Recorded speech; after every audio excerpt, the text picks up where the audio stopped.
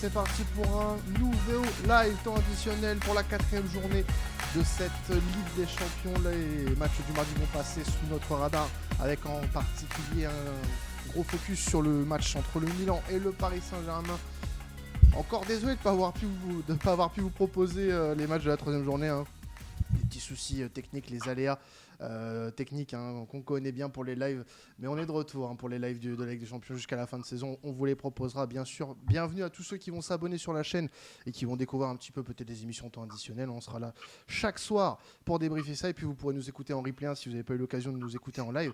On va commencer avec le programme du soir. Je suis accompagné d'Eliott qui est à l'envers sur mon visuel. Mais c'est pas grave, on va essayer de trouver un moyen de te remettre à l'endroit sur le visuel, Eliott, t'inquiète pas. Et je suis avec Flo également pour parler de ce match. Flo qui a arboré son meilleur maillot rouge et noir pour célébrer peut-être cette victoire du Milan face au Paris Saint-Germain, ou est-ce un simple hommage à Alan? Non, la vérité, Quentin, donc si je suis hypocrite, je dirais que c'est un hommage à Alan. La vérité, c'est que j'ai un maillot du PSG et un maillot du Milan et j'ai pris le maillot du gagnant. Voilà, je suis un footix. Ouais, tu es un sacré footix. Écoutez, on va tout simplement aller droit à notre sujet de prédilection ce soir, puisque c'est, comme vous le voyez sur le titre, le débrief entre le Milan et le Paris Saint-Germain. Une victoire 2-1 des Milanais, les Parisiens qui avaient plutôt bien commencé cette rencontre avec un but de Skriniar assez tôt sur coup de pied arrêté. Les Milanais qui ont très très vite égalisé avec un but de Raphaël Leao. C'était un petit peu partagé sur la première période avec des actions de part et d'autre. Et puis le début de deuxième mi-temps, ce but d'Olivier Giroud qui a donné l'avantage au Rossoneri et qui a permis du coup par la suite aux hommes de Pioli de s'imposer dans cette 4e journée. Un résultat hyper important pour les Milanais qui peuvent encore croire à la qualification.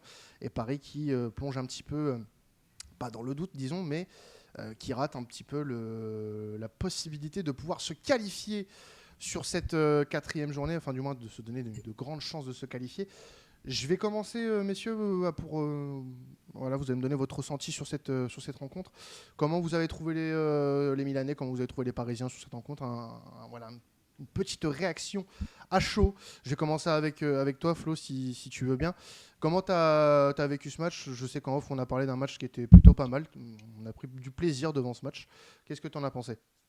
Ouais, clairement, c'était un match qui était très plaisant, qui a démarré très fort dans l'intensité. Je pense que les 20 premières minutes, ça a été sûrement les 20 minutes les plus intenses qu'on a vues sur un match de Ligue des Champions depuis le début de la saison. Donc vraiment un match intéressant, une mise en place qui était franchement pertinente de la part des deux équipes. Le PSG a rapidement pris l'avantage assez logiquement puisqu'ils se sont montrés assez dangereux. Puis après, Milan est revenu dans la partie petit à petit a vraiment pris l'ascendant sur le PSG. Moi, j'ai vraiment vu une équipe du Milan qui, à partir de la 20e, a pris de plus en plus l'ascendant sur un PSG qui était de plus en plus privé de solutions. Alors, il y a eu des choix de la part de Enrique que je n'ai pas compris, et on en parlera plus tard, mais honnêtement, cette victoire du côté du Milan, elle est belle, elle est méritée. On pourra souligner la prestation d'un Loftus-Cheek qui a été absolument impressionnant, je trouve, et qui a été l'homme du match pour moi, même si ça pourrait se débattre avec Lao, qui a aussi été très fort, et qui, je pense, a gagné son match dans le match avec un Mbappé qui a été plutôt décevant et assez stéréotypé, mais en tout cas, ça a été un match vraiment plaisant. La victoire pour moi de Milan,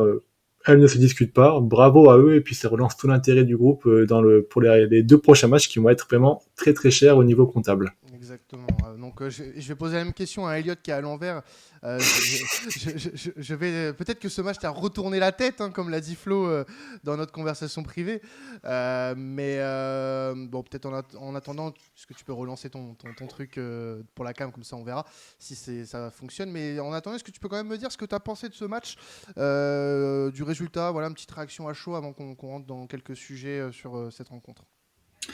Pour être honnête, c'est ce que j'avais prédit moi avant le début de la rencontre. Je voyais. Qu'est-ce qu'il est fort, mais qu'est-ce qu'il Ah est ouais, fort. mais c'est pas, il a pas une carte de presse pour rien, tu vois.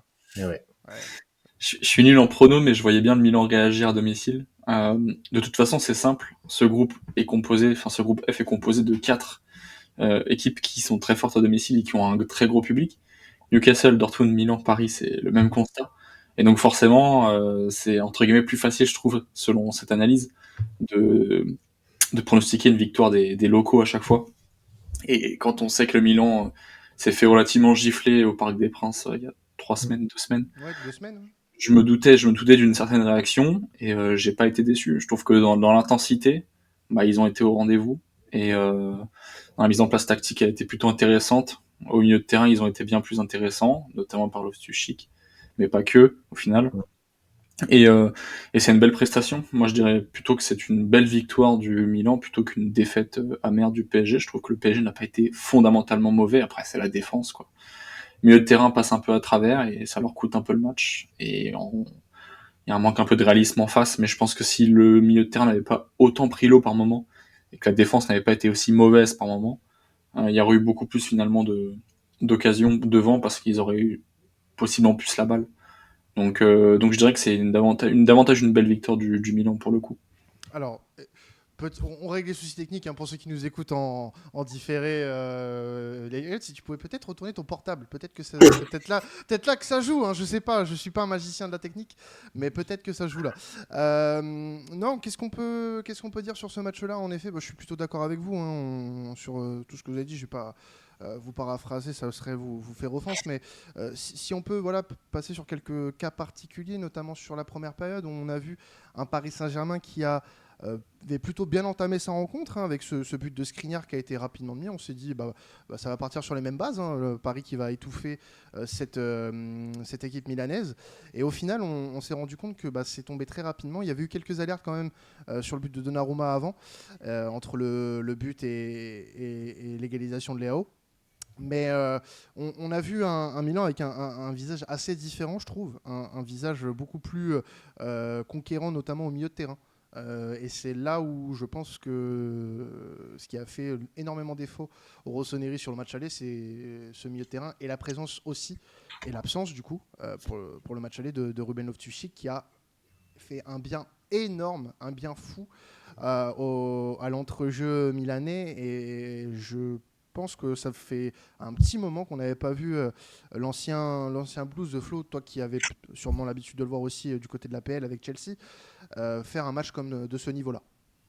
Ah mais c'est ça, ce joueur-là, en fait, ce qui lui manquait toujours, c'est un peu la résistance aux blessures, parce que malheureusement, il est beaucoup trop souvent blessé pour qu'on profite un peu de son vrai niveau et de sa capacité, on va dire, à percer les lignes comme il l'a fait. Et sa constance sur un match, et là, honnêtement, aujourd'hui, il a tout eu, il a tout réussi, il a montré à quel point, en fait, c'est un joueur sur qui il faut compter, c'est un joueur qui, à mon avis, a sa place parmi les joueurs majeurs en Europe, à sa position quand il est à 100%. Et ça fait du bien pour le football de le voir à ce niveau-là, parce qu'honnêtement, voilà, il mérite d'avoir plus d'exposition, il mérite d'avoir plus de temps de jeu, et j'espère que les blessures vont le laisser de côté, parce que quand il est comme ça, c'est vraiment un bonheur de voir ce joueur-là comme ça. Ouais, parce que même sur les résultats du Milan, ça pouvait se ressentir un petit peu sur les dernières semaines, que son absence, elle s'est fait ressentir. Elle s'est fait ressentir et vraiment, bon après, il n'y a pas eu que ça hein, pour Milan. Il y a eu aussi un Leao un peu plus incisif que sur les dernières semaines, puisque Leao n'avait pas marqué depuis un mois et demi, il me semble. Donc ça a beaucoup aidé aussi. Tu as eu un Maignan des grands soirs, ce qui a aussi manqué lors du match aller face au Paris Saint-Germain. Il a fait quelques sorties décisives face à Mbappé, notamment en première période où il fait une très bonne sortie devant son coéquipier en équipe de France. C'est au-delà du fait qu'ils aient mis plus de buts, je trouve que aussi défensivement, il y a eu quelque chose de neuf chez cette équipe du Milan. Euh, J'irai pas jusqu'à dire une souveraineté, mais tu vois par exemple la défense Tomoricio qui a été plutôt solide, les latéraux Calabria notamment qui a plutôt bien répondu aux défis que Mbappé lui a lancé. Donc là où justement peut-être un Hakimi défensivement a peut-être été un peu à la rue, je trouve, et un milieu de terrain. Alors on va peut-être parler aussi du match individuellement de certains Parisiens. Un milieu de terrain par exemple comme Ugarte qui est très bon depuis le début de saison. Hein, on ne remet pas en cause son importance dans l'effectif parisien, mais c'est là aussi où il va avoir aussi ce genre de match comme apprentissage, comme base d'apprentissage pour la suite. C'est que des matchs comme ça au haut niveau, il faut pouvoir les enchaîner tout le temps. Et malgré un bon match de sa part à l'aller, là au retour, ça a été beaucoup plus compliqué pour lui, visiblement, pour l'Uruguayen. Euh, Est-ce que c'est un signe d'inquiétude pour lui? Je pense pas. On connaît son niveau, on a vu de quoi il était capable avec Paris depuis le début de saison. Mais est-ce que vous êtes d'accord, les gars, pour dire que c'est un petit avertissement pour lui dire fais gaffe garçon, la Ligue des Champions, le très haut niveau, c'est ça. On attend de toi que tu fasses un peu mieux sur ce genre de rencontre. Elliot, vas-y si tu veux. Est-ce que vous me voyez à l'endroit ou pas déjà? On te voit pas du tout pour le moment, mais je vais essayer de Enfin, régler ça. Je vais essayer de régler ça, t'inquiète. Ok, je vais réessayer après du coup autrement. Euh, Moi, je dirais que ça fait partie de l'apprentissage et que cette défaite du PSG aujourd'hui, il faut pas en tirer de grands constats. Même si je sais que malheureusement, si on allume la radio ou si on ouvre la télé, enfin si on allume la télé, on sait quel genre d'analyse et quelle conclusion on aura. Mais moi, je suis persuadé que c'est pas franchement quelque chose de très intéressant. De toute façon, comme chaque année, ce qui nous intéresse, c'est de voir le PSG en huitième, quart demi.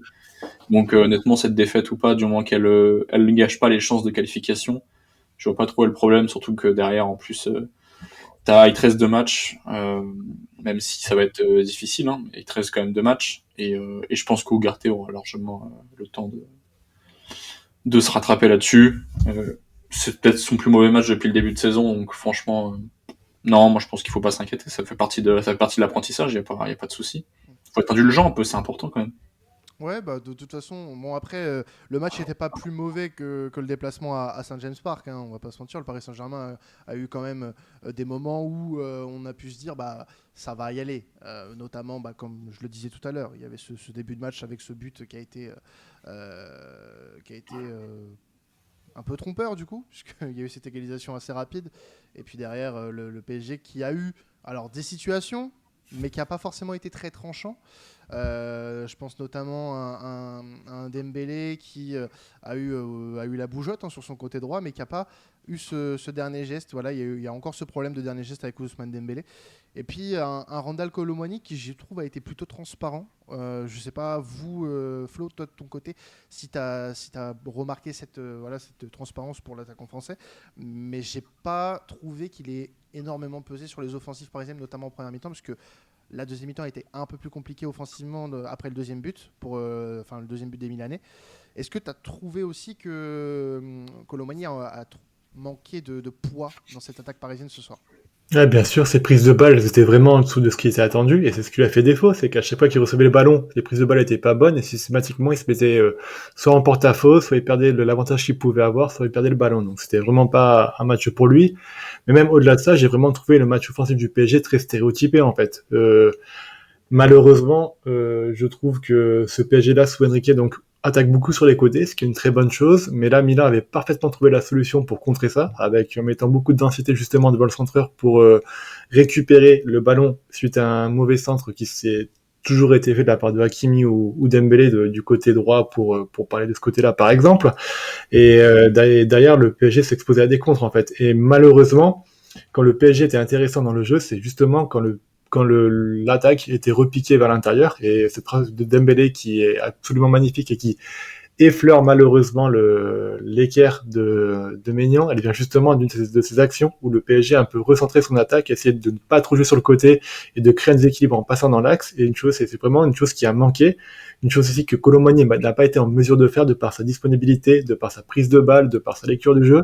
C'était un match qui a été assez mauvais pour lui, mais qui s'inscrit un petit peu malheureusement dans cette saison-là où c'est un peu compliqué pour lui, du fait qu'il devrait encore digérer à mon avis son transfert qui s'est fait dans des conditions un petit peu houleuses de la part de Francfort.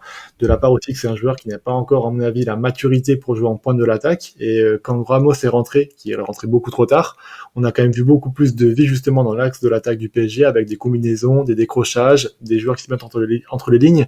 Et c'est un peu ce qui a manqué à Kolo Muani, comme tu le disais, sur ce match-là. Tu parlais de l'entrée de Ramos, justement. On peut parler rapidement du coaching de Luis Enrique. Il a fait rentrer Kangin, il a fait rentrer Ramos, Ruiz, Mukiele, Barcola, et Barcola, du coup, en toute fin de match à la place de Skriniar. Est-ce qu'on peut reprocher quelque chose à Luis Enrique concrètement ce soir sur son coaching? Peut-être avoir fait rentrer un Ramos ou un Kangin, peut-être un poil trop tard? On t'entend plus, Elliot, mais vas-y, Flo. Ah bah alors ouais, j'attends que Elliott se remette un peu dans le bas, mais oui, je trouve honnêtement que les choix étaient un petit peu trop tard en effet.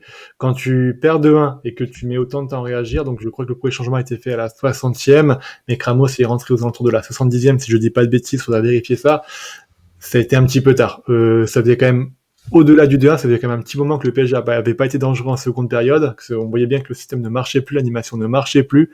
Le Milan avait trouvé la solution. Il aurait fallu réagir beaucoup plus rapidement, à mon sens. Ramos et Kangingli rentrent à la 60e en même temps que Ruiz. Ok. Il remplace Vitinha, Ugarte, Colomwani. Donc ça peut paraître bon dans le sens où il trèche une demi-heure, mais vu la première mi-temps de Colomani, moi j'aurais peut-être fait le changement un petit peu plus tôt pour amener un petit peu plus, amener autre chose avec Gonzalo Ramos notamment à la pointe de l'attaque. Je pense que ça aurait pas été trop sur ce match-là. Est-ce que tu as le même avis, Elliot, ou est-ce que tu penses que les changements parisiens étaient faits dans le bon timing? Excusez-moi pour l'absence. Premièrement, j'avais pas compris que c'était à moi que tu posais la question. Premièrement. Excuse-moi. Il n'y a pas de souci, tu es pardonné, Elliot. Je pense que c'était le bon timing. Je pense que c'était entre guillemets le timing le plus tard possible. Enfin, je pense que effectivement, ça aurait été plus intéressant que ce soit fait encore plus tôt. Après, avec du recul, j'ai l'impression que encore une fois, quand tes induités ne passent un peu trop au travers, c'est difficile de trouver une solution lorsque tu as mis ton adversaire autant en confiance. J'avais l'impression que l'AC Milan, à la fin, était plutôt serein et justement avait un peu compris comment resserrer les espaces sans ballon. Enfin, je veux dire, ils étaient pas très inquiétés là-dessus. Et du coup, entrant ou pas entrant, est-ce qu'il y a des choses qui changent vraiment? Je sais pas, j'en suis pas persuadé. Moi, si on me demande, j'aurais mis Gonzalo Ramos titulaire, Oui. mais bon, je sais pas. Je pense qu'entre guillemets c'était un peu foutu dès le début de la seconde période. Enfin, pas dès le début, mais ça s'est très vite vu qu'en fait le Milan avait réussi à reprendre la main sur la rencontre et dicter davantage son rythme. Ce qui aurait peut-être été intéressant. J'ai pas les stats, peut-être que vous saurez me corriger, mais j'ai l'impression que le PSG n'a pas su suffisamment garder le ballon à partir de sur la dernière demi-heure. Là où je trouve que ça aurait été peut-être plus intéressant d'essayer de monopoliser la balle. Ils n'ont pas forcément essayé de fatiguer, je trouve, suffisamment les Milanais, en fait. Non, bien sûr. Alors sur la deuxième mi-temps, on a 68% de possession quand même pour les Parisiens. Ok, Euh, pas l'impression que j'ai eu alors. Alors, contre 57 en première période. Sur le match en tout, ça fait 63% de possession pour les hommes d'Enrique. Alors peut-être que tu as eu ce sentiment-là, mais dans le sens où je pense que Paris, sur la deuxième période, elle n'en a pas fait grand-chose de ce ballon. Ah ouais, trop de possession stérile. C'était pas utile, c'était pas efficace. C'est ça, quand tu passes. En fait, il y a une première et une deuxième période. En termes d'intensité émise par les Parisiens, notamment en termes de tranchant, je parlais tout à l'heure de tranchant dans les actions offensives, tu finis ta mi-temps à 1,37 d'XG sur ces 45 premières minutes où tu as eu quand même la barre de Dembélé, le but de Skriniar, les incursions d'Mbappé, et la deuxième mi-temps, il s'est rien passé. Tu es à 0,21. T'es à 0,21. Alors Milan fait pas mieux, hein. Enfin fait pas mieux si, un peu. 0,29. 0,29 avec le but de Giroud, mais tu vois, même avec le but de Giroud, en soi, Milan n'a pas été si dangereux que ça quand tu regardes un petit peu les stats avancées. Donc c'est quand même un échec au final cette défaite du Paris Saint-Germain. Tu pouvais te dire quand même, au vu des stats avancées, il y avait peut-être une place pour un match nul et ne pas te compliquer la tâche pour les deux dernières journées, parce que tu l'as très bien dit, Elliot, en plus. Les deux dernières journées, tu as un déplacement à Dortmund et la réception de Newcastle, contre qui tu as perdu 4-1 lors du match aller. Alors Newcastle, depuis le match aller, ça va un peu moins bien, donc tu peux te dire peut-être qu'au Parc, ça va le faire. Et contre Dortmund, j'estime que le Paris Saint-Germain a l'équipe suffisante pour aller gagner au Signal Iduna Park. Maintenant, c'est la Ligue des Champions, tout peut se passer, notamment pour des équipes de ce calibre-là. Donc, on peut s'attendre à tous les scénarios possibles.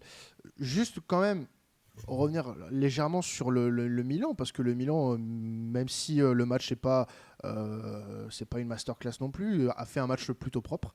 Dans le jeu, c'était très propre. Il y a eu très peu de fautes, j'ai trouvé, de la part des Milanais. Que ce soit des fautes défensives ou même des fautes techniques, hein, de la part des Milanais. Je trouve que ça a été hyper propre comme match de la part des hommes de Pioli. Ça va repousser le coup près pour Stefano Pioli, hein. Malheureusement, Elliot est en dépression depuis qu'il sait que Milan a gagné à cause de ça. Mais non, moi je trouve que c'était un match très abouti de la part des Milanais. Je le répète encore, mais le milieu Reinders, Loftus-Cheek a été très très très bon, avec notamment Moussa qui a joué son rôle à la perfection également.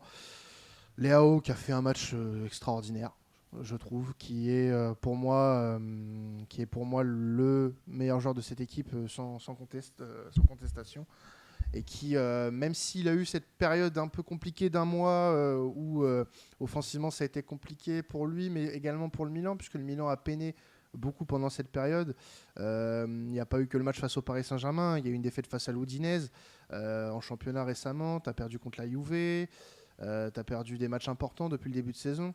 Donc je pense que c'est le genre de match qui, pour le Milan, et on aura très certainement l'occasion d'en reparler dans les podcasts de vendredi, mais moi, ce qui est sûr, c'est que ce genre de match, je pense que ça peut être fondateur dans une saison, même si ça n'a pas été le match le plus incroyable de tous les temps.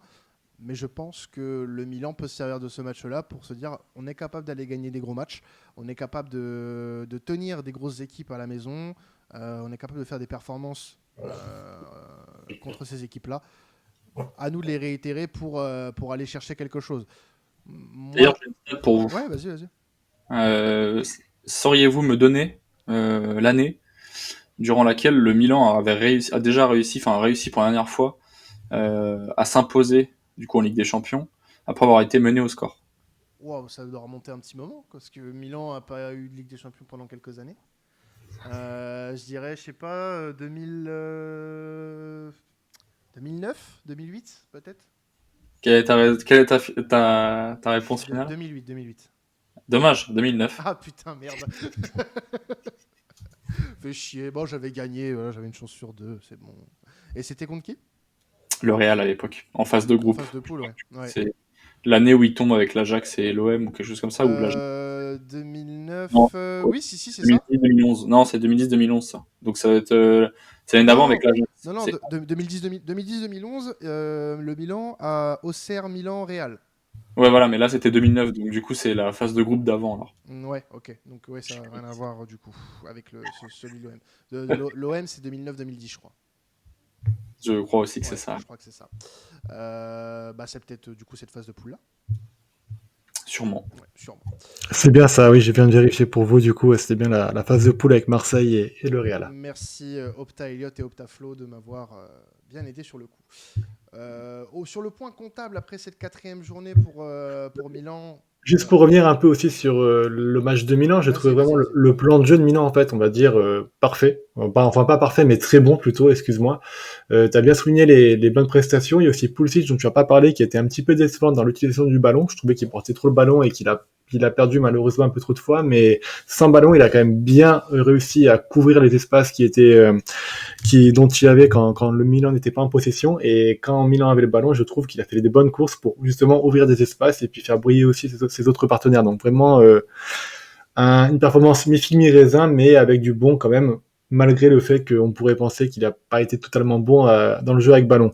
Mais j'ai trouvé vraiment donc aussi le plan de jeu et l'utilisation de Leao vraiment très précieuse, parce que donc Pioli a vraiment beaucoup misé sur le fait que Hakimi montrait beaucoup pour justement ouvrir des espaces pour Leao. On l'a vu beaucoup de fois avec un Marquinhos qui a eu beaucoup de mal à se retrouver dans un 1 contre 1 contre Leao, et forcément ça a beaucoup profité au Milan. Le Milan s'est vraiment dit aussi on va laisser les côtés au PSG, parce que de toute façon le PSG attaque sur les côtés, mais on va mettre un maximum de monde devant à l'entrée de la surface pour intercepter les centres et enclencher des transitions. Et c'est vraiment ce qui a fait beaucoup de mal à ce PSG là, et c'est vraiment, je trouve, assez intelligent de la part de Pioli d'avoir joué comme ça, puisque ils ont vraiment misé tout sur les faiblesses du PSG, sur la structure globale du PSG qui était quand même assez fragile du fait de la mauvaise forme aussi donc du milieu de terrain. Donc c'est vrai que on a parlé de Ugarte qui n'a pas été très bon, mais Zaïre Emery malheureusement n'a pas été non plus à son avantage. C'est aussi normal, il est jeune, il apprend, et faut pas non plus lui jeter la pierre. Mais en tout cas, la dominance du milieu de Reinsder et de Loftus-Cheek ont vraiment profité à la transition milanaise et au fait que le Milan a pu exploser derrière en transition. Et puis bon, faudrait aussi parler de Giroud. Et puis du coup, Elliot avait une question sur l'histoire du football. Giroud est devenu donc le joueur français le plus âgé à marquer en Ligue des Champions. Savez-vous par qui ce record a été détenu auparavant? Par lui-même? Non. Je sais pas. C'est récent? Non, c'est pas récent. C'est plus. Ça date d'il y a à peu près 20 ans, on va dire. 20 ans, 20 ans, 20 ans. C'est quoi la question, excuse-moi? Alors, Giroud est devenu le joueur français le plus âgé à inscrire un but en Ligue des Champions. Qui était le détenteur de ce record-là auparavant? Ah oui, en plus j'ai vu passer la ça tout à l'heure. Merde. Il y a 20 ans, putain. Euh, Allez, Franchement, j'en ai aucune idée. indice, il a gagné la Coupe du Monde 98. Ah, mais on va faire les 23 alors. Non, on va pas faire les 20. Je sais Il a pas. joué en Italie aussi. Thuram? Non, bah Non, non, je dis une connerie. Un Français? Zidane? Ouais, non, Zidane, non. non. Non. Bah, Un défenseur, on cherche. Un défenseur? Ah, Blanc? Eh oui, bravo, Laurent c'est Blanc. ça. Ouais, c'est ça. J'ai une mémoire en carton. Pas de mérite, hein. Après avoir éliminé les attaquants, les milieux, on a fait les défenseurs. Blanc marqué assez. Pas souvent, mais. Écoute, tu l'as eu. Ne te dénigre pas, Quentin. Tu as eu une bonne Non, non, réponse. c'est. Profites-en. Deux bonnes réponses Deux déjà. bonnes Je dirais. réponses, oh là là. Non, T'es le mais vainqueur de la soirée, en fait. je suis Voilà. pas l'animateur de cette émission pour rien. Voyons. Salut Gualtiro qui est sur le chat. Merci à toi de nous suivre. Et puis il demande où est passée la cam d'Eliott. Elliot et la technologie, ça fait deux, j'ai envie de te dire, malheureusement. Ouh là là, hop, hop, hop, hop. En début de live, tu as commencé à faire comme les vieux, à dire tout ce que tu faisais, tu commentais. Alors le téléphone, Ouais, je le mets là. on aurait dit Alan. On aurait dit Alan. C'est vrai. C'est quand même terrible. Ouais, du coup, un point comptable avant de passer sur les autres rencontres qui ont été assez importantes sur cette 4e journée, sur cette soirée du mardi. Non, avant de faire le point comptable, je veux quand même qu'on parle de Newcastle, de Dortmund-Newcastle, les gars, puisque mine de rien, ça a été un résultat assez important pour le match de ce soir. Dortmund qui s'est imposé 2-0. Une nouvelle victoire pour les hommes de Terzic sur Newcastle. Un match qui a été plutôt qui était à 18h45, donc qui nous a permis de le suivre pour la plupart. Et c'est une très bonne opération pour les hommes de Terzic qui se placent plutôt bien après cette victoire, Flo. Ah bah clairement, je pense que là, le groupe va être encore plus intéressant. On a quand même les 4 équipes qui sont dans 3 points. C'est dommage pour Newcastle, mais je pense que Newcastle a eu vraiment le contre-coup du match contre Arsenal, où ils ont eu un match très engagé. Ils ont laissé beaucoup de traces, et on parlait justement dans le podcast Première Ligue de la semaine passée que le banc était limité côté Magpies, donc forcément, malheureusement, ils l'ont payé.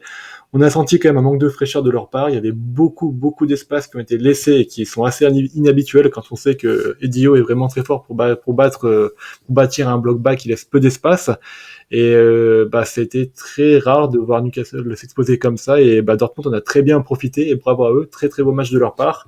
Brandt a mis un but, à mon avis, et ça fait plaisir à voir parce que c'est un joueur qui, malgré son inconstance, a quand même franchement du talent. Donc c'est vraiment cool de le voir revenir au top. Et clairement, là, les prochains matchs vont compter très cher. Je suis un petit peu inquiet pour Newcastle parce que donc du fait de ces absences-là et puis du mois de novembre et de décembre qui les attend, qui va être absolument démentiel, j'ai peur qu'ils y laissent des plumes malgré tout le talent qu'ils ont. Voilà, le PSG pourra peut-être en profiter au Parc des Princes. En tout cas, le PSG Newcastle, à mon avis, va vraiment être déterminant pour, on va dire, éliminer une des deux équipes. Je pense qu'on aura une première finale avant l'heure. Alors, je sais pas si tu as vu le match, toi, Elliot. Je vois un peu partout des notes assez flatteuses pour le match de Karim Adeyemi, notamment. Moi, je trouve pas qu'il. Alors, malgré la passe D pour Julian Brandt sur le 2-0, je trouve pas qu'il fait un match si bon que ça. Dans le sens où il fait une première mi-temps pour moi qui est pas bonne du tout. Malgré le fait que Dortmund mène à la mi-temps 1-0, j'ai pas trouvé qu'il ait fait un si gros match que ça. Moi non plus. Ouais. Non mais je te pose la question parce que en fait je vois un peu partout sur tous les sites de notation qu'il a une bonne note. Alors bon, après les trucs sans manquer de respect à Flashscore, les notations Flashscore, SofaScore, ça peut avoir des limites là-dessus, mais même les gens sur Twitter avaient l'impression de dire qu'il avait fait un plutôt bon match. Je suis pas forcément d'accord avec cette analyse-là. Je trouve que ça a été plutôt brouillon. Ça passe dès le sauve. Mais au-delà de ça, on en attend quand même un peu plus de certains joueurs offensifs côté Dortmund. Là, heureusement, ma stat des joueurs offensifs, pour moi, reste toujours... reste pas intacte puisque Füllkrug a marqué. Mais il y a quand même un manque d'efficacité chez ces joueurs offensifs parce que j'ai l'impression que Dortmund pouvait quand même remporter ce match un peu plus largement, mine de rien. Pour Adeyemi, sachez que j'ai regardé ses stats, je ne comprends pas vraiment non plus pourquoi il a des bonnes notes sur les différents sites, parce que c'est c'est 4 duels remportés sur 14, Ah, c'est peu, c'est peu. sans compter les duels aériens. Mm. Et en dribble réussi, il en a réussi qu'un seul sur 5 tentés. Donc effectivement, il a des stats désastreuses. Il a touché que 38 ballons, et globalement, l'impression qu'il a laissée, c'est celle d'un joueur beaucoup trop peu juste, euh, avec beaucoup de déchets. Alors oui, il y a cette passe D plutôt belle, et plutôt bien sentie, même très bien sentie, mais c'est vrai qu'en dehors de ce coup d'éclat, on va dire, il a fait un mauvais match. Après, Et ça, par rapport à Dortmund, et je te laisse réagir, Flo, honnêtement, ils ont fait un bon match. Moi, j'ai trouvé ça très intéressant. Enfin, je trouve qu'ils ont été portés par leur public. Et j'en reviens à mon analyse de départ. Quand tu as 4 clubs dans un groupe qui ont 4 publics extraordinaires ou presque, bah forcément ça aide. Et bon, vous allez me dire, ils ont quand même gagné à Newcastle, hein, mais honnêtement, c'était très intéressant. Et je me dis que d'ici la fin du groupe, là, il reste 2 matchs. Ils reçoivent le PSG en 6e journée. Ils peuvent faire un coup en fonction de ce qu'aura fait le PSG contre Newcastle. Et le déplacement à Milan, bon, là pour le coup, moi, ça me semble un peu compliqué, mais on n'en est pas là. Mais tout ça pour dire que Dortmund, je trouve, a fait un bon match dans l'ensemble. Et c'est de bonne augure pour la suite. Tu voulais rebondir, Flo? non, mais j'allais dire un truc, non, c'est plus d'actualité. Je disais juste que les sites de notation, du coup, c'est bien une preuve qu'il faut pas trop les considérer. Et un match regardé et un ressenti sur ce match-là vaudra beaucoup mieux qu'une note sur un site dont on ne connaît pas vraiment l'algorithme. Juste pour revenir quand même sur Newcastle, parce qu'on en avait beaucoup parlé avant le match contre Arsenal le week-end dernier, Flo. C'est une équipe qui, même dans des moments de victoire, notamment ce week-end face aux Gunners, montre quand même quelques signes contradictoires et des signes qui sont pas très encourageants pour la suite. Tu l'as dit, c'est une équipe qui donne énormément sur le terrain, mais qui n'est pas forcément très récompensée dans l'abattage offensif. Et est-ce qu'on peut l'expliquer notamment par l'absence de certains joueurs? Ouais, bah ils accusent le coup, hein, forcément. Je pense que l'absence d'Isaac, par exemple, elle fait beaucoup de mal parce que tu as besoin d'avoir des. La tactique de haut, en tout cas, demande beaucoup d'investissement, de course à haute intensité et d'intensité de la part des joueurs. Et ces choses-là, en fait, bah, tu peux les avoir qu'avec la fraîcheur physique. Toi aussi, faut quand même le souligner que, bon, malheureusement, Newcastle, c'est une équipe qui apprend le haut niveau. Et Dio n'avait jamais joué de compétition européenne jusque-là. La majorité des joueurs de Newcastle aussi n'avaient pas encore joué de compétition tous les 3 jours à ce niveau-là. Tu as malheureusement eu des coups durs contre Arsenal puisque Murphy qui revenait est sorti de nouveau blessé. Donc tu as une option au milieu de terrain aussi qui sort du banc. Et donc forcément, bah, des joueurs qui sont plus fatigués et qui sont plus propices aux erreurs. Honnêtement, le match de Newcastle et puis les espaces qui ont été laissés, à mon avis, je les explique beaucoup dû à un manque de fraîcheur physique de leur côté. Et c'est vrai que ça va pas aller en s'arrangeant. La trêve internationale, tu vas avoir beaucoup de joueurs qui vont devoir partir. Hein. Bruno Guimaraes, par exemple, et Joelinton vont partir en Amérique du Sud pendant quelques semaines et puis ensuite vont revenir bien usés. Malheureusement, sur le banc, tu n'auras pas beaucoup de monde pour les remplacer. On les a vus contre Arsenal, pardon. Ce sont des jeunes qui sont rentrés en sortie de banc. Ça n'a pas été malheureusement Murphy qui est très vite ressorti à cause de blessures. Euh, il y a de quoi être un petit peu inquiet, c'est vrai, il y a de quoi être un petit peu inquiet, malheureux. Néanmoins, cette équipe-là a de la ressource, cette équipe-là a du talent, faut pas le sous-estimer. À St. James Park, je pense que ce sera très difficile d'aller les chercher et de gagner. Ils ont encore un match à St. James Park, donc du coup, on peut peut-être considérer qu'ils ont déjà 3 points, donc ne pas les enterrer, et ça va beaucoup se jouer au Parc des Princes, à mon avis. Et au Parc des Princes, au vu du match du PSG, s'ils arrivent à mettre un bloc bas qui arrive à bien limiter les espaces du côté des Parisiens, et ben ils auront de quoi de partir avec au moins match nul, donc je les enterre pas et je pense vraiment que ils peuvent nous surprendre et ils peuvent prendre les 2 premières places. Alors, on va faire le point comptable du coup maintenant qu'on a un petit peu évoqué ces deux matchs-là. Le Paris Saint-Germain qui est deuxième maintenant a perdu sa première place avec cette défaite au profit du Borussia Dortmund qui lui s'est imposé à domicile face à Newcastle. Le Milan se retrouve troisième avec cette victoire avec 5 points et Newcastle 4 points. On rappelle, Dortmund en a 7, le Paris Saint-Germain 6. C'est ultra serré, tout peut se passer encore dans ce groupe-là. C'est là où tu te dis, quand tu vois les points et que bah, le Paris Saint-Germain avait quand même les armes pour aller battre le Milan, que bah, le PSG a manqué quelque chose. Le PSG a failli dans sa mission et peut-être que ce match-là peut te laisser plus de regrets qu'on ne le pense. Je sais pas si je suis clair là-dessus, mais Bah ouais, tu pouvais tuer Milan. Là, si tu gagnais contre le Milan ou que tu faisais un match nul, le Milan était quasiment éliminé. après je pense que ça peut être insignifiant dans le sens où s'il se qualifie, on n'y pensera plus parce que le groupe est relativement relevé pour qu'on puisse se dire finalement ça passe quand même. Donc au final, ce match-là, on s'en fout. Mais pour le moment, le groupe il est loin d'être fini et tu as un déplacement périlleux à Dortmund et une réception de Newcastle, une équipe qui t'a très clairement fait de la merde déjà au match aller. Donc après, on a vu que faire de la merde au match aller n'était pas préjudiciable pour le Milan qui s'est imposé ce soir. Mais il y a quand même ce petit doute. Le Paris Saint-Germain, globalement, depuis le match contre Newcastle, va beaucoup mieux. Que ce soit en championnat ou en Ligue des Champions, dans le jeu, il y a quand même quelque chose qui va, pour moi, beaucoup mieux en regardant cette équipe tous les week-ends. Et vraiment, je pense que le PSG peut le faire. Mais il faut faire attention, parce que ce genre de match, tu as certains joueurs individuellement qui vont peut-être... Alors, peut-être causer ta perte, non, mais disons qu'ils vont te compliquer la tâche. On a parlé de Colomwani, on a parlé d'un Ugarte qui a connu un petit coup de moins bien sur ce genre de match. Attention à ne pas répéter ce genre de prestations dans des matchs aussi importants que ça, parce que le PSG n'est pas dans une position ultra favorable non plus. Pour le moment, deuxième du groupe, c'est très bien. Mais demain, dans 2 semaines, pardon, tu perds contre Newcastle à domicile, et t'as pas ton destin entre tes mains. Donc vigilance quand même sur le prochain match. L'avant-dernière journée de ce groupe va être ultra importante. Donc Paris qui reçoit Newcastle et Milan qui recevra Dortmund. Non, Dortmund qui reçoit Milan ou Milan qui reçoit Dortmund, je sais plus. Non, Milan qui reçoit Dortmund. Milan reçoit Dortmund, oui. Milan reçoit Dortmund, oui. Oui, il y avait eu 0-0, je crois, au match aller. Exactement. Au Signal Iduna Park. Ça va être deux confrontations ultra intéressantes parce que, mine de rien, on pourrait peut-être avoir une grosse tendance de la qualification. Si Paris venait à s'imposer, ça pourrait être un très bon pas vers l'avant, dans l'espoir où il y a un résultat favorable derrière. Mais moi, je suis supporter parisien aujourd'hui. Je serais pas confiant.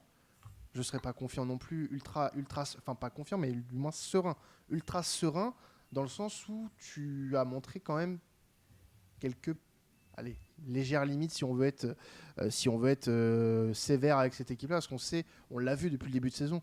C'est une équipe qui est intéressante à voir jouer depuis l'arrivée de Luis Enrique. Donc j'en attends peut-être un peu plus de certains joueurs sur le plan individuel pour espérer un peu plus cette saison en Ligue des Champions. Parce que c'est les ambitions du club. L'entraîneur l'a répété, on veut la gagner. Donc à lui de montrer que le Paris Saint-Germain en est capable. Enfin, et à ses joueurs d'ailleurs. Après, pour nuancer tes propos, Luis Enrique, c'est un entraîneur qui a beaucoup d'expérience en Ligue des Champions, qui sait parfaitement gérer. Donc là, les 2 derniers matchs, ça va être des matchs. J'aime pas trop ce terme, mais ça va être quasiment des 16e de finale de Ligue des Champions. Et je pense qu'il sera mobiliser son groupe et faire les bons choix parce que donc c'est vrai que certains joueurs sont passés à côté, mais on voit qu'en sortie de banc, après, tu as des joueurs qui peuvent très bien prendre le relais. Et puis, si les meilleurs jouent, il n'y aurait pas trop d'inculdateurs de leur côté. Puis nos amis dans le chat, Gualtiero et puis Alban, qui se réjouissent de tout ça, de tout ce micmac. Dites si on vous fait chier, hein, les gars. Ah, mais ils sont contents parce que Pioli va rester au même titre que Elliott, qui est très content et qu'on n'entend plus, à mon avis, parce qu'il est en train de célébrer la prolongation de Pioli, à mon avis. Ah oui, il est heureux, c'est l'homme le plus heureux du monde. On me donne pas la parole, moi j'attends qu'on me la donne. Oh là là. Mais prends ce qui te revient de droit, mon cher Elliott. Non, mais j'ai rien à dire, je vous écoute, là, pour le coup, j'avais vraiment rien à dire. C'est rare quand t'as rien à dire. Mais qu'est-ce que c'est reposant. J'en doute pas une seule seconde. Non, bah écoute, après, si t'as rien à dire, on va passer aux rencontres du soir. Si vous le voulez bien, messieurs, on va commencer avec, que je reprenne mes résultats, avec les résultats du groupe, que je vous dise pas de bêtises.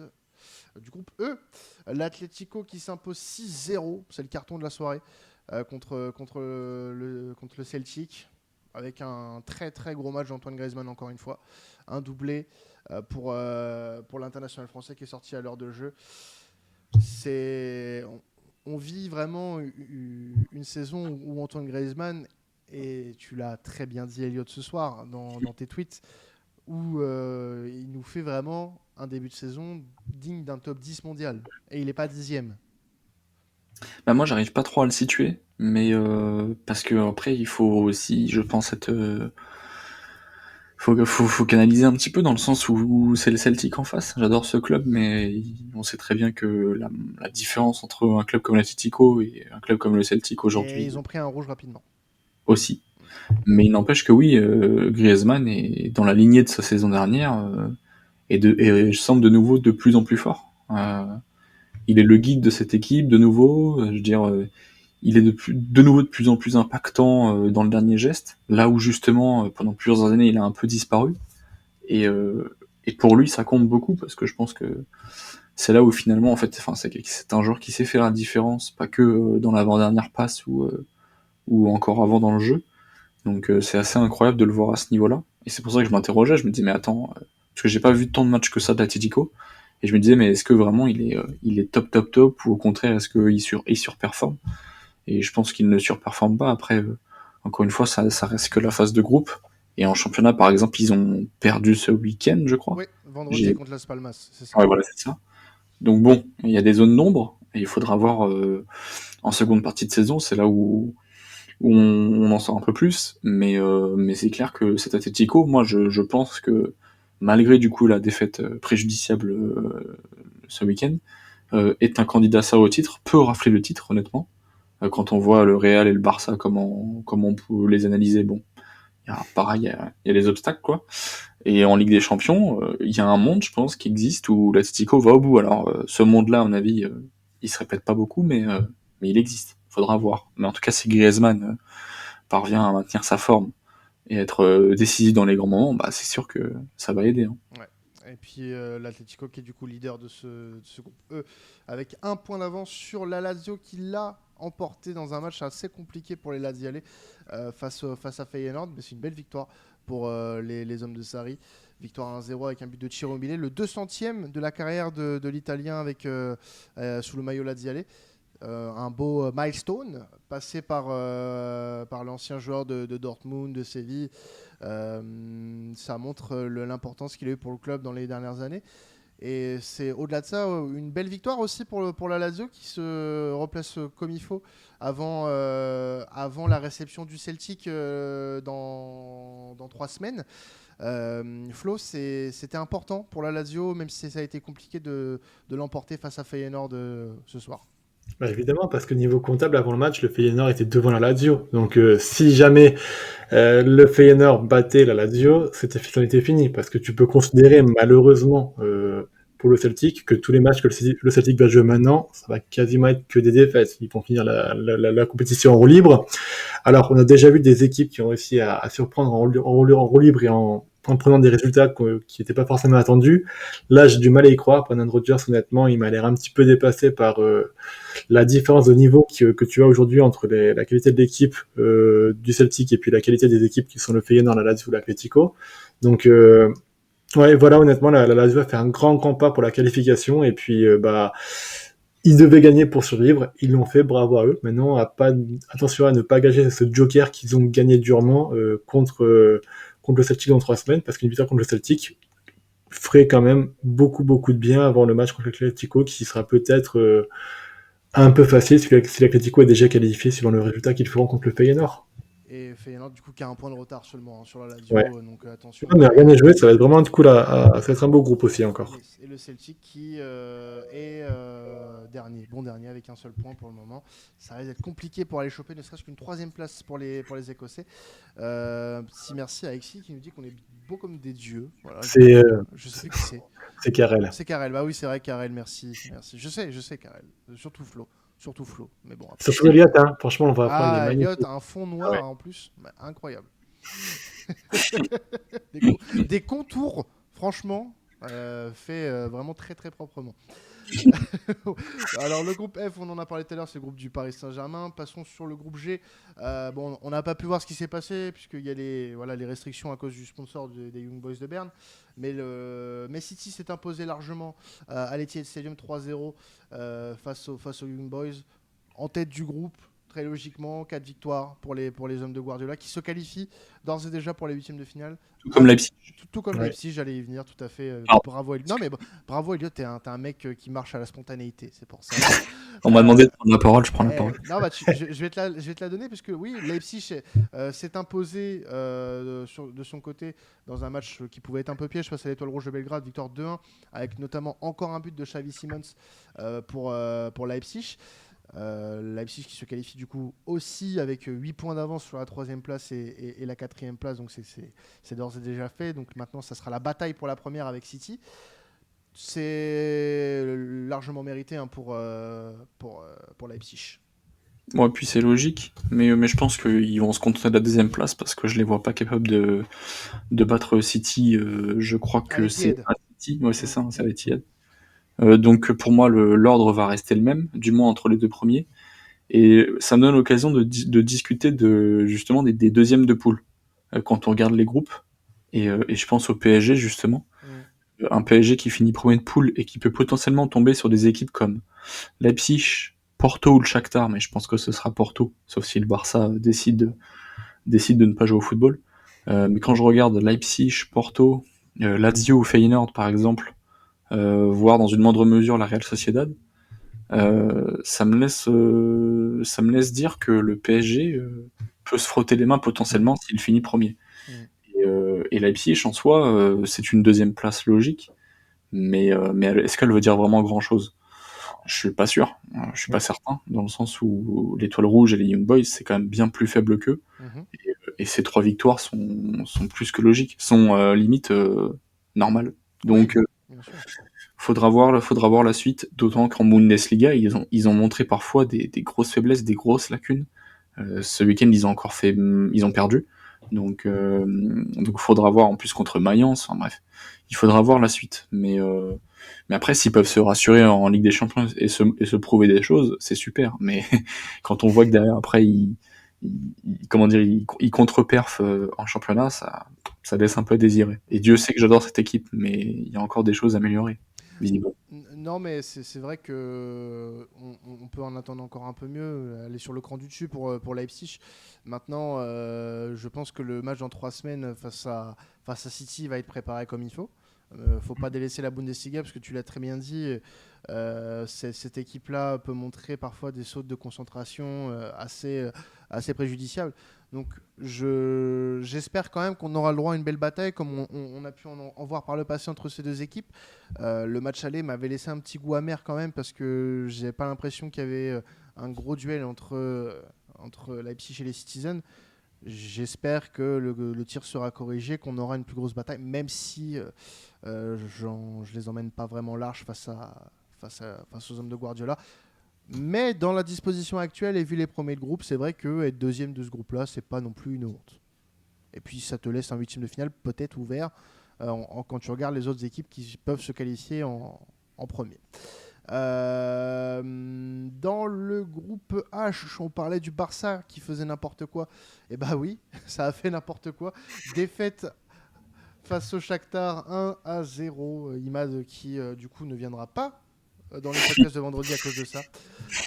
Non, il ne sera pas là vendredi pour autre chose, hein, bien sûr, hein, pour des questions personnelles. On va pas rentrer dans les détails, on n'est pas là pour ça, mais on va rentrer dans les détails un petit peu peut-être pour le Barça qui s'est incliné face à l'équipe du championnat d'Ukraine et qui relance un petit peu sans le vouloir peut-être. Ce groupe H qui a vu Porto l'emporter 2-0 face à Antwerp qui est bon dernier, le Shakhtar qui est 3e avec 6 points. Porto et Barcelone ont les 2 premières places avec 9 points. C'est pas évident. C'est pas évident là, de voir ça alors que tu peux te dire quand même que le Barça, vu le groupe, est censé pas nager mais pas se faire peur comme ça. Là, tu perds contre, pour moi, ce qui est la 3e équipe du groupe, sans faire offense au Shakhtar. Tu as un match dans 3 semaines à domicile au Stade Olympique de Barcelone face à Porto qui va être décisif pour ta qualification en 8e. Il va falloir être préparé. Il va falloir être préparé parce que ces dernières semaines, tu n'as pas montré un visage hyper convaincant. Tu perds le Classico, tu gagnes de justesse la semaine d'après en Liga. Il va falloir se remobiliser. La trêve, là, c'est peut-être là où tu te dis la trêve, elle peut faire du bien. La trêve peut faire du bien pour les Catalans. Parce que tu joues, si ma mémoire est bonne, tu joues, je sais plus qui avant la trêve pour le Barça, tu joues à l'Aves. Tu joues à l'Aves et t'as un match qui peut être intéressant après la trêve face au Rayo Vallecano, avant de jouer Porto. Donc je pense que c'est le bon moment. Je pense que c'est le bon moment pour se remobiliser. Il va falloir que ça se remobilise de toute façon très vite parce que j'ai l'impression que le Barça perd un petit peu, perd un petit peu de son football. Olivier, tu voulais prendre la parole ou pas? J'ai l'impression que tu la voulais. Et je vais te la donner si tu la veux. Bah ouais, on te voit lever la main, mec. Moi, je voulais juste dire un truc sur les points. Ce qui serait très drôle, c'est qu'il y ait une possibilité où les trois équipes se retrouvent à 12 points. Mhm. C'est-à-dire que le Shakhtar gagne ses deux derniers matchs et se retrouve à 12 points. Le Barça gagne contre Anvers et perd contre Porto. Et Porto gagne contre le Barça Contre le Barça, ouais. et perd contre le Shakhtar. Et donc du coup, ça ferait 12-12-12-0. Ça nous rappellerait les grandes heures d'un certain groupe marseillais il y a quelques années. Je vois pas de quoi tu Oh, parles. regarde-moi la grimace. Je Oh là vois, là. je vois absolument pas de quoi tu parles, mec. Par contre. Non, mais je pense que ça n'a pas existé, de toute façon, ça doit être un rêve, ça. Non, non, c'est un Et peu comme la finale de l'Euro 2016, ça n'a jamais existé. non, mais sérieusement, ce serait très très drôle de voir 12-12-12-0 lorsqu'on sait que le Barça était sur un 9-0, justement, enfin sur Mm. 3 victoires, 0-0. Et ce serait une faute professionnelle de leur part. Mm. Mais bon, je pense qu'ils sont capables de faire le taf contre Porto dans 3 semaines. Réception, etc. Bon, au Comme Camp ils, Nou, comme ils sont normalement. capables d'enchaîner avec une autre faute professionnelle, j'ai envie de te dire. Comment? Comme ils sont aussi capables d'enchaîner une autre faute professionnelle. Je sais pas. En championnat, par exemple, ils ont perdu contre le Real, mais c'est tout. J'ai trouvé qu'en fait, moi, je pense qu'ils ont été punis ce soir parce que c'est leur manque finalement de production offensive qui, au bout d'un moment, se fait payer. Ah ouais, Mais une frappe cadrée dans le match, hein. C'est Ah c'est assez ouais. fou, hein. Et puis le match de ce week-end contre la Sociedad te laisse pas non plus un sentiment d'achevé. Tu as quand même des carences dans le secteur offensif qui sont pour moi hyper criantes depuis maintenant quelques semaines. Et c'est ouais, mais pas, je pense et que c'est ça. pas que la défaite dans le Classico qui a révélé ça. C'était déjà le cas avant. Ouais, mais c'est pas dit que Ouais. comment dire, ça va se répéter comme ça. Ah non, bien sûr, bien sûr. De façon aussi régulière. Je pense que ça va leur arriver malheureusement parce que pour plein de raisons technico-tactiques, ils sont pas prêts pour certains matchs. Mais j'ai du mal à croire que y ait catastrophe industrielle et que ils lâchent encore des points d'ici la phase de poule. Ça peut Ouais. arriver, mais j'y crois pas. Parce que pour paraphraser chaque entraîneur de district, ce match-là, tu le joues 10 fois et tu gagnes 9 fois. Et là, c'est la seule fois ils l'ont perdu, hein. Peut-être. Tu insinues que Didier Deschamps est un entraîneur de district? Ah, pas du tout. Pas du tout. Beaucoup de respect pour Didier Deschamps. Il est bien meilleur que moi dans beaucoup, beaucoup de choses. Bon, bah, en tout cas, ça risque d'être un groupe plutôt ouvert jusqu'à la fin. Et oui, Porto qui s'est imposé 2-0 face à Antwerp avec un but de l'inusable Pépé, hein, encore lui qui est toujours là. La longévité de ce mec, c'est assez incroyable.